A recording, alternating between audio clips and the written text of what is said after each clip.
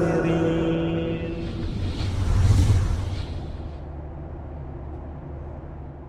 Alhamdulillah wassalatu wassalamu ala rasulillah. Pemirsa, jumpa lagi bersama saya Indra Permana.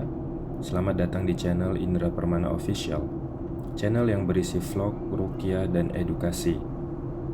Untuk mendapatkan bantuan dan layanan ruqyah dari saya, silakan melakukan pendaftaran melalui chat ke nomor WhatsApp 0815 4954 7824. Silakan isi identitas pasien, jelaskan keluhannya, dan pilih layanan ruqyah mana yang sesuai dengan kebutuhan maupun situasi Anda saat ini. Bila Anda merasa senang hati untuk mensupport saya, silakan menjadi member channel ini dengan cara mengklik tombol join member di bawah video ini atau mengklik link yang ada di deskripsi video ini. Bagi member lama, saya ucapkan terima kasih banyak atas support yang telah diberikan selama ini. Semoga mendapatkan balasan kebaikan dari Allah Subhanahu wa Ta'ala. Jazakumullahu khairan.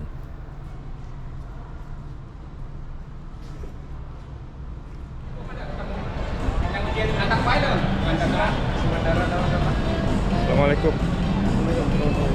Assalamualaikum. Kabar? Alhamdulillah. Masya Allah. Ya.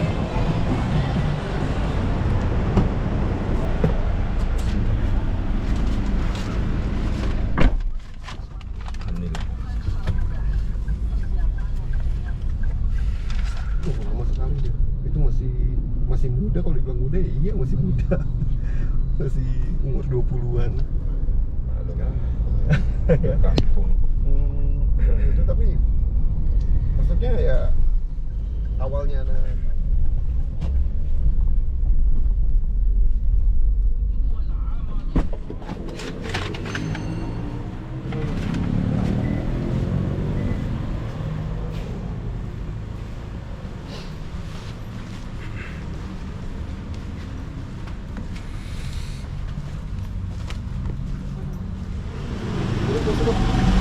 Assalamualaikum.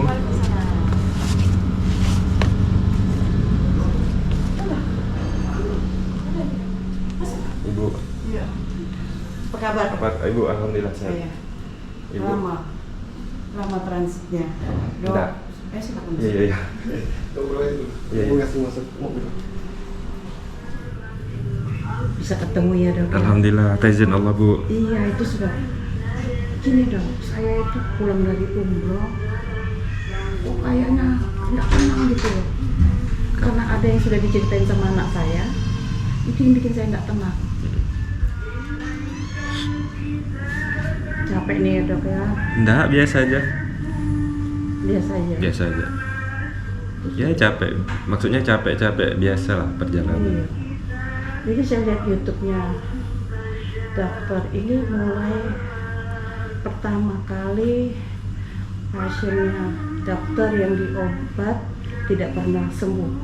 Akhirnya pasiennya dokter datang lagi. Langsung dokter itu bercerita, Bu, saya ini sudah beberapa kali mengobatin ibu dengan cara medis, tapi tidak pernah sembuh.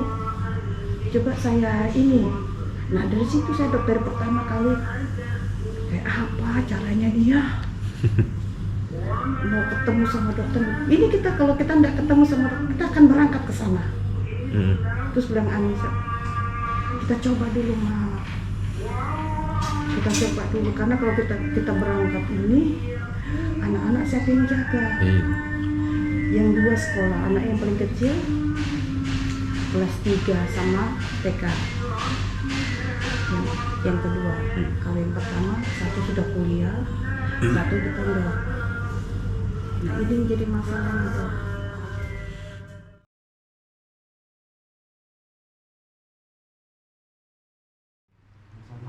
Ya, nanti kita terang. Saya pamit. Sehat selalu ya Bu. Amin. Pak. Iya, makasih banyak jauh-jauh. Jangan lupa. Iya. Jauh banget. Alhamdulillah. Antar yang nanti yang keluar. Kamu masuk apa? Iya. Lewat sini ya? Antar. Ya Bu. Assalamualaikum. Waalaikumsalam. Anak-anak. Iya. Hey.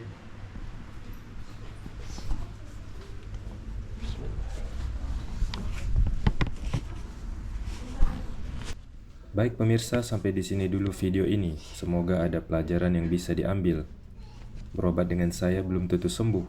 Dan saya tidak pernah menjanjikan kesembuhan, karena kesembuhan itu ada di sisi Allah Subhanahu wa Ta'ala. Dia memberikan kesembuhan itu bagi siapa yang dikehendakinya, dan Dia menahan kesembuhan itu bagi siapa yang dikehendakinya. Sebagai manusia, kita hanya bisa berdoa dan bertawakal kepada Allah. Apa saja yang terjadi di alam semesta ini dan apa saja yang menimpa diri kita adalah takdir Allah, dan semua itu berjalan dengan kehendak Allah Subhanahu wa Ta'ala. Apa yang telah Allah tetapkan bagi kita, semuanya melalui sebab atau perantara. Maka sebabnya itulah yang kita kejar, sebabnya itulah yang kita usahakan. Demikianlah juga dalam perkara sakit ini, kita berusaha mencapai kesembuhan dengan jalan berobat. Maka berobatlah, sebab setiap orang yang berusaha, insya Allah akan dimudahkan. Karena apabila Allah telah mentakdirkan seorang hambanya untuk sembuh, maka Allah akan mudahkan dia untuk berobat. Semoga Allah menyembuhkan pasien ini dan menjauhkannya dari segala keburukan. Semoga Allah terima amal saya dan mengampuni segala kesalahan saya.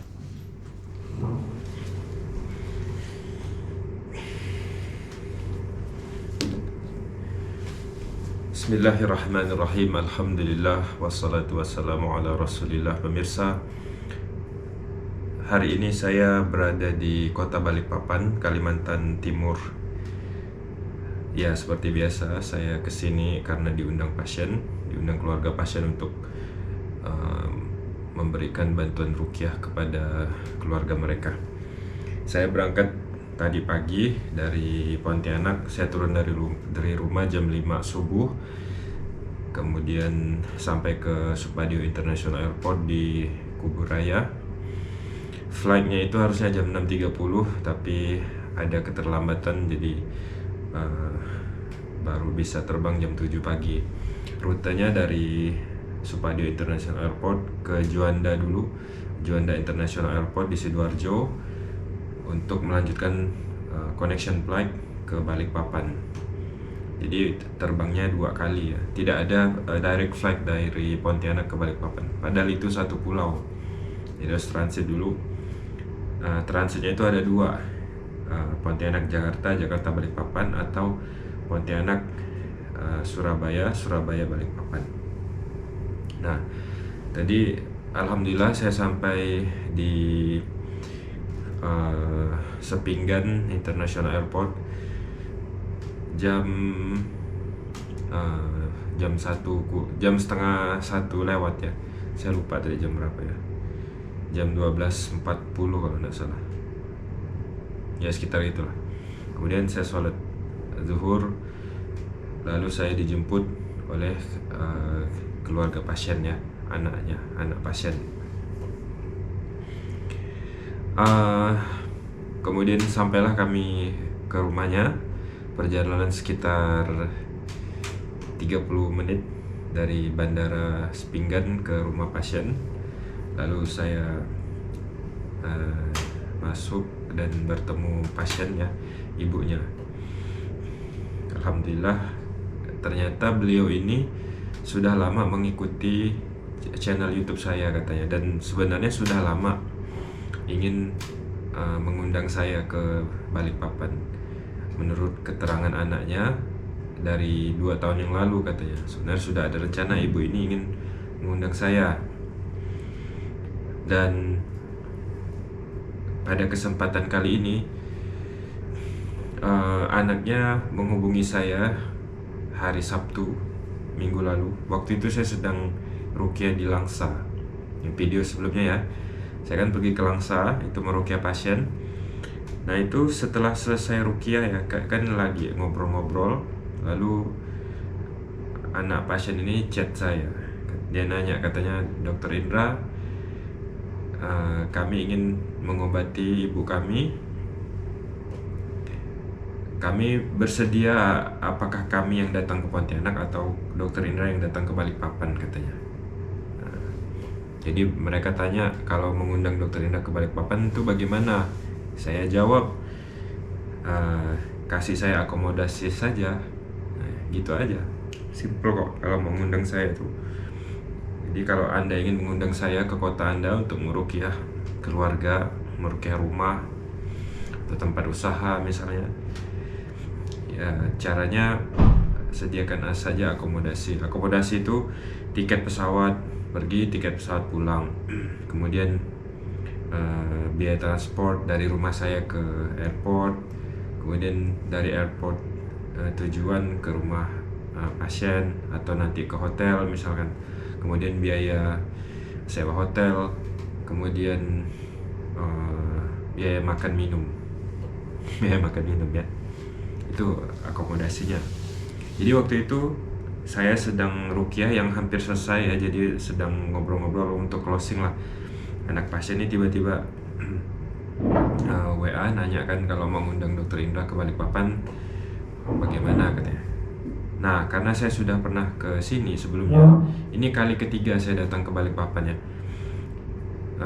Karena saya sudah pernah ke sini sebelumnya, jadi skema kegiatan dan rincian biaya akomodasi pasien yang sebelumnya itu masih ada. Jadi waktu itu saya balas cepat. Saya jawab, Mbak, biaya akomodasinya sekian. Tidak lama kemudian langsung ditransfer tuh, sama anak pasien. Saya kaget juga karena biasanya pasien tuh nanya dulu dia, Dokter Indra kalau mengundang dokter ke kota ini misalnya, berapa biayanya? Saya sampaikan akomodasinya sekian, rinciannya begini. Oh kalau gitu kami diskusi dulu ya sama keluarga. Nah, biasanya tuh kayak gitu. Nah itu kan cuma nanya biaya, terus saya jawab, langsung ditransfer. Saya kaget karena saya lagi ini kan masih proses ruqyah, ini belum selesai. Nentukan tanggal belum, nanti nanya teknisnya belum juga, ternyata udah ditransfer. Jadi kaget saya, ini berarti serius banget, langsung ditransfer. Jadi saya balas, Pak, nanti ya saya selesaikan dulu kegiatan saya di Langsa, nanti kalau saya udah kembali ke hotel baru saya sampaikan detailnya.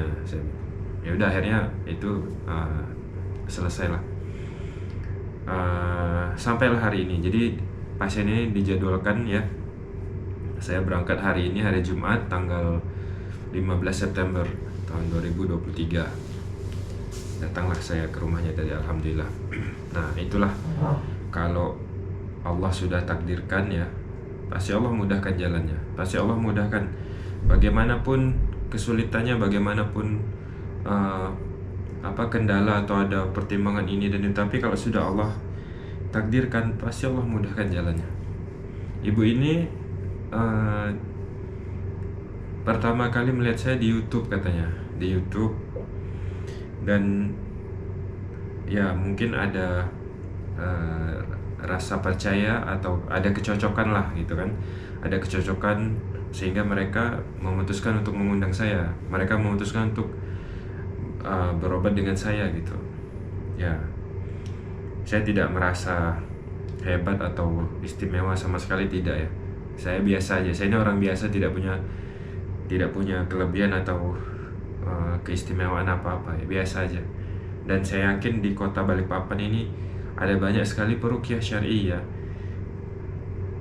Tapi ya itulah qadarullah ya. Ibu itu lihat saya di YouTube, mungkin tertarik atau ngerasa cocok, jadi mereka akhirnya mengundang saya.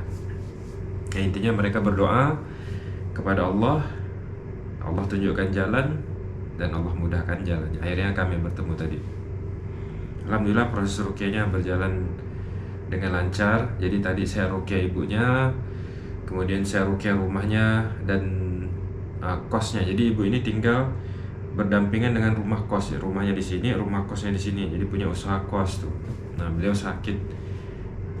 Ya wallahu a'lam apakah ada kaitannya dengan gangguan yang terjadi di kosnya juga atau tidak ya, wallahu a'lam. Tapi tadi sekalian ya sudah saya bersihkan.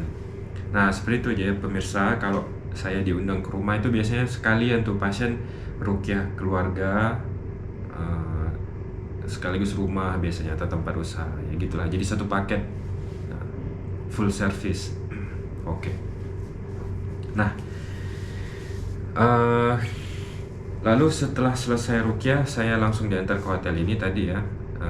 Kami sempat sholat asar saya sama anak pasien ya sholat asar di masjid apa namanya tadi saya lupa. Setelah itu kami langsung ke hotel, saya istirahat sebentar, baru saya bikin video ini.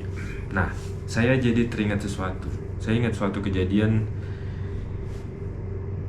tentang doa ya, yang berkaitan tentang doa. Seperti yang tadi saya singgung ya, ibu ini tentunya berdoa kan, dia minta kepada Allah, ya Allah, mungkin doanya begini, ya Allah mudahkanlah saya bertemu Dokter Indra, mudahkanlah saya berobat dengan Dokter Indra, mungkin seperti itulah kira-kira. Jadi gini, dahulu waktu saya masih SD, saya kenal dengan seseorang. Saya sekolah di sekolah yang sama dengan dia kakak kelas saya lupa ya, 3 tahun atau 2 tahun di atas saya lupa.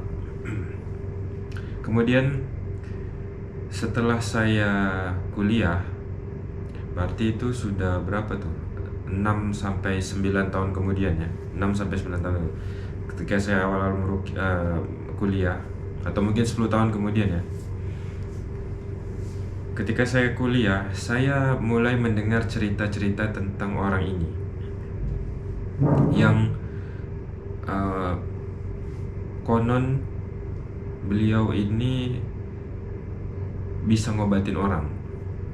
Jadi saya dengan dia ini tinggal di satu desa ya, di desa yang sama.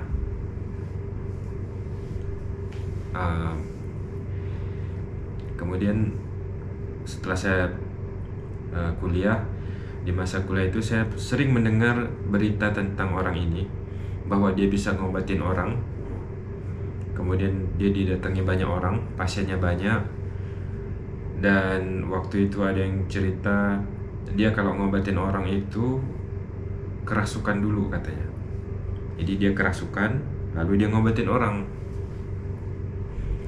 Terus ada cerita lagi, ini pengakuan dari dia sendiri. Katanya dia itu mendapatkan ilmu kesaktiannya, ilmu pengobatannya itu dari Laut Selatan, katanya. Dari Laut Selatan, Laut Selatan Jawa maksudnya ya. Kalian pasti udah tahu lah arahnya kemana. Kemudian ada lagi cerita bahwa ini pengakuan dia sendiri ya, konon ini pengakuan orang itu sendiri. Katanya dia ini sudah menikah, kemudian dia beberapa kali hamil dan beberapa kali itu juga keguguran. Sampai saat itu, waktu cerita itu saya dengar, dia belum punya anak. Katanya gini, itu adalah bagian dari kesepakatan dia dengan penguasa Laut Selatan. Kehamilannya itu akan menjadi tumbal, anaknya itu akan menjadi tumbal yang dipersembahkan kepada penguasa Laut Selatan untuk mempertahankan, melestarikan kesaktiannya itu ya, ilmu pengobatannya itu. Dah. Kemudian berjalannya waktu sekitar tahun 2018, waktu itu kan saya sudah aktif meruqyah ya. Saya meruqyah itu resminya sekitar tahun 2015. Nah, ini tahun 2018, waktu itu saya masih bertugas di Puskesmas Jungkat. Di waktu sore ada pasien yang datang ke puskesmas, dia sudah janjian dengan saya. Pasien ini dari Singkawang kalau tidak salah, dari kota Singkawang, Kalimantan Barat. Dia datang ke puskesmas sore-sore di luar jam pelayanan ya. Kemudian minta bantuan ruqyah, katanya dulu pernah pasang susuk. Jadi ingin bersihkan diri gitulah. Pernah pasang susuk. Jadi saya tanya, pasang susuknya di mana, Mbak? Katanya pasang susuknya di desa titik. Nah, itu kampung saya tuh. Lalu pikiran saya ini langsung tertuju ke satu nama, ke orang itu. Lalu saya tanya, nama dukunnya ini ya, nama dukunnya si Fulana ini ya. Lalu dia jawab, iya, Bapak kenal ya, katanya. Saya jawab, ya saya tahu aja. Kalau kenal secara personal sih tidak ya, tapi saya tahu gitulah. Nah, terus pasiennya cerita, iya Pak, katanya waktu itu saya datang ke sana sebenarnya ikut teman, katanya nemanin temennya aja. Katanya mau minta dibukakan apa ya, buka aura kah, kemudian dibikin biar menarik gitu. Nah, kayak gitu lah. Ternyata dipasang susuk. Nah, dulu dia katanya tidak tahu bahwa itu tidak boleh, itu perbuatan syirik gitulah. Dia tidak tahu, jadi ikut-ikutan aja katanya. Nah, waktu dia berada di tempat dukun wanita ini, katanya di situ banyak benda-benda klinik lah ya, kayak keris dan yang lainnya. Kemudian di dindingnya itu ada sebuah lukisan besar, lukisan perempuan pakai pakaian Jawa yang kayak kemban gitu ya, kemban warna hijau katanya, warna hijau.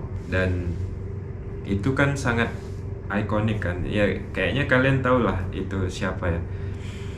Itu yang kita kenal sebagai penguasa Laut Selatan. Nah, waktu melakukan pemasangan susuk itu, si dukun perempuan ini membakar dupa, kemudian mengarahkan itu ke foto tadi itu, kayak apa ya, kayak gini mungkin ya, ke depan foto kayak orang berdoa gitu, kayak agama lain berdoa itu ya. Nah itu, jadi saya ngerti kalau yang seperti itu kan ritual ya semacam berdoa lah, semacam berdoa seperti kita berdoa kepada Allah tuh, ya Allah sembuhkanlah, ya Allah berikanlah saya rezeki, ya Allah sehatkanlah badan saya, ya Allah mudahkanlah saya misalnya. Itu berdoa juga, bentuk berdoa, ritual berdoa, mohon permintaan kepada yang ada di lukisan itu gitu. Nah, itu tahun 2018. Lalu tahun 2021, ini lompat nih, tahun 2021, waktu itu saya berada di Jogja.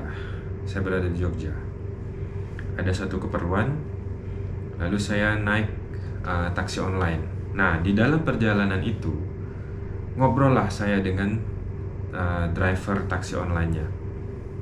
Dia tanya, "Bapak ini dari mana?" Saya jawab, "Saya dari Pontianak, Pak, Kalimantan Barat." "Oh, Pontianak, saya tahu," katanya. "Saya pernah ke sana dulu," katanya. "Oh, pernah ke sana, Pak?" "Iya," katanya. "Oh, ngapain?" "Oh, ini bawa istri saya berobat," katanya. Bawa istrinya berobat beberapa tahun yang lalu. Saya pikir berobat, biasanya tuh orang kalau ke Kalimantan Barat kalau berobat tuh dia pergi ke Kuching, ke Malaysia. Nah, itu lewat Pontianak, lewat Pontianak tuh kan jalan darat tuh sampai ke Kuching, berobat di Kuching di Malaysia. Ini berobat ke Kalimantan Barat. Saya pikir mau ke sana. Terus saya bilang, "Pak, kenapa berobat jauh-jauh ke Pontianak? Di sini kan rumah sakitnya bagus juga kan di Jogja." "Bukan, Pak," katanya, "ini berobat non medis." Berobat non medis. Saya pikir non medis, kenapa jauh-jauh ke Pontianak? Kenapa jauh-jauh ke Kalimantan Barat kan? Saya bilang, bukannya di sini banyak juga, Pak, orang-orang pinter kan di Yogyakarta tuh. "Nggak tahu juga, Pak," katanya.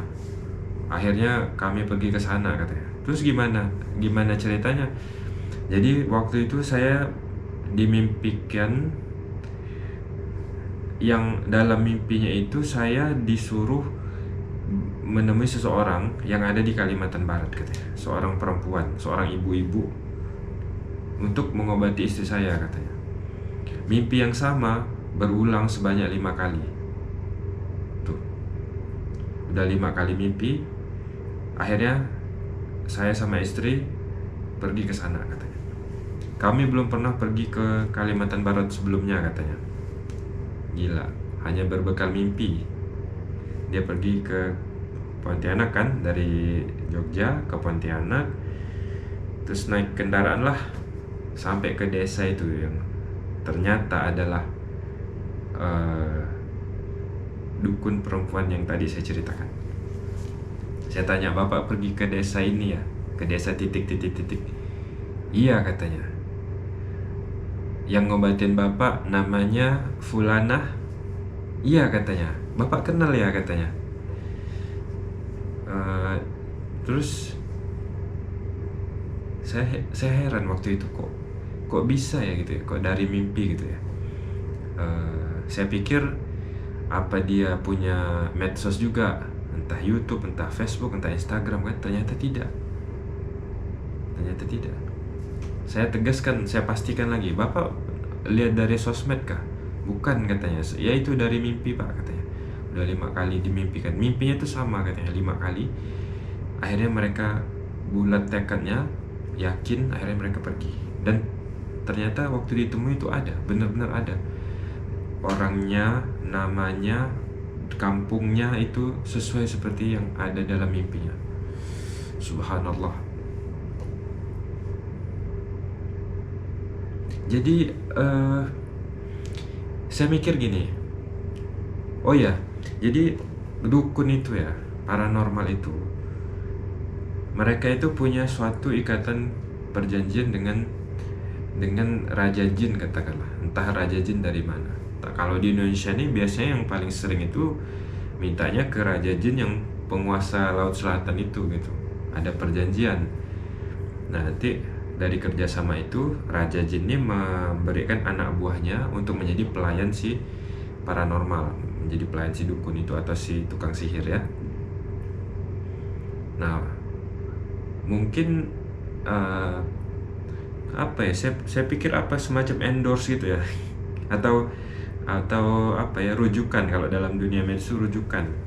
Jadi kalau ada pasien mau berobat dirujuk ke sini gitu, jadi diarahkan ke sini. Kalau kita berdoa, ya Allah, mudahkanlah saya menemukan peruqyah syar'i yang bisa membantu saya gitu kan. Allah tunjukkan jalannya. Kalau ini berdoa kepada penguasa Laut Selatan, wahai Nyi Fulana misalnya kan, atau Ratu Fulana, saya ada hajat, istri saya sakit misalkan, ya berdoanya ke dia, ya dia arahkan ke anak buahnya gitu, ke sekutunya dari bangsa manusia, yaitu para tukang sihir atau para dukun atau paranormal itu gitu. Mungkin begitu juga kali ya mekanismenya.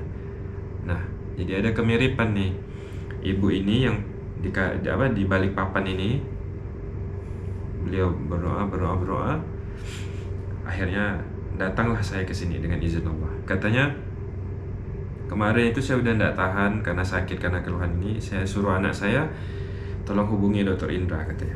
Ternyata Dr. Indra respon dengan cepat katanya, dan ya memang cepat, prosesnya itu cepat. Seperti yang saya jelaskan di awal tadi, cepat sekali. Ya itu, makanya tadi saya bilang, kalau Allah sudah takdirkan sesuatu, pasti Allah mudahkan jalannya. Jadi ketika kita punya keluhan, kita punya masalah, kita punya hajat, kita berdoa kepada Allah, kita terus berdoa sampai Allah kabulkan doa itu. Bedanya dengan pasien yang tadi, yang di Jogja itu, mungkin dia berdoa kepada raja jin itu, kemudian raja jin itu mengarahkan dia untuk berobat ke sekutunya yang ada di Kalimantan Barat, yang ada di sebuah desa yang saya kenal itu. Wallahu a'lam. Baik, itu saja mungkin pemirsa pengalaman yang bisa saya bagikan pada kesempatan vlog hari ini ya. Mudah-mudahan ya ada sedikit pelajaran yang bisa diambil ya. Oke, sekali lagi bagi Anda yang ingin mengundang saya ke kota Anda untuk meruqyah keluarga ataupun sekaligus rumah ya, caranya ya yang pertama pasti registrasi ya. Hubungi nomor WhatsApp saya, ini yang ada di bawah video ini. Chat saja, nanti sampaikan apa hajatnya. Nah kalau mau mengundang itu tolong siapkan akomodasi aja buat saya. Akomodasinya tadi itu tiket pesawat pergi, tiket pesawat pulang, kemudian transportasi, taksi online biasanya yang saya pakai, kemudian biaya makan minum, sewa hotel dan yang lainnya. Itu aja ya. Nanti selebihnya detail-detailnya lewat chat saja ya. Silakan di chat. Langsung aja chat ke nomor WhatsApp itu, tidak usah ragu-ragu ya. itu saya yang membalasnya sendiri. Saya tidak punya admin ya. Semua chat yang masuk ke nomor ini yang membalasnya adalah saya sendiri. Baik, itu saja mungkin yang bisa saya sampaikan. Terima kasih atas perhatiannya. Terima kasih sudah menonton video ini. Sampai ketemu lagi di video selanjutnya insyaallah. Wassalamualaikum warahmatullahi wabarakatuh. والسابقون السابقون